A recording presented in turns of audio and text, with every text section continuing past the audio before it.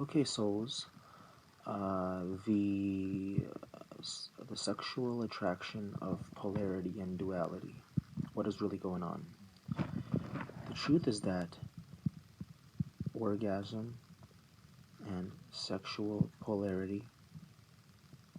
Orgasm should have never existed. Well, it should have because it's the way it is, but it once upon a time didn't exist, and it's unnatural, and also kind of like it's unnatural, and it's you know um not original. It's not the way it was originally. You see, in Adam and Eve, first of all, Adam and Eve were together. They were one unit. The unit was just called Adam, and it was both male and female. And then what happened was God separated the Eve, the female, from the male and brought her to the male.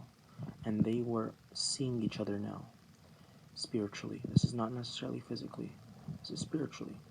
So it was both male consciousness and female consciousness together in one. Everything was perfect. There was no duality, there was no separation, and there was no attraction like that. There was no attraction whatsoever. So they split up, and Adam and Eve became separate. Adam was on one side, Eve was on the other. They're looking at each other, they're attracted to each other.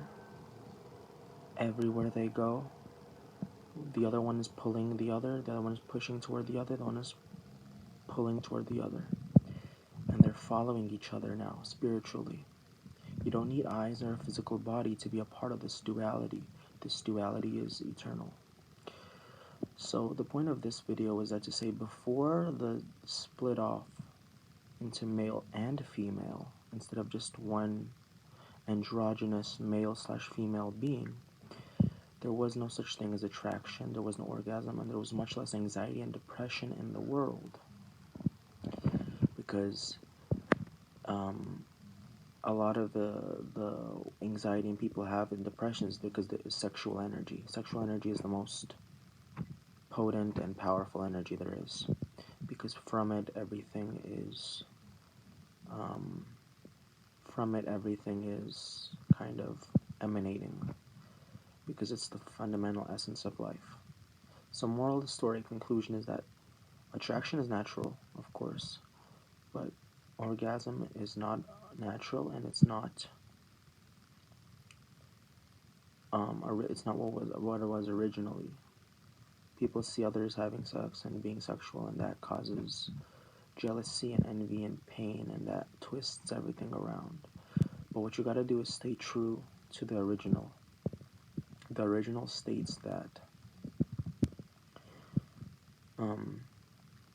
male and female were one, and there was no separation, and all sexual attraction, though it might appear like, oh, we can have so much sex and do all of this stuff, it's actually literally not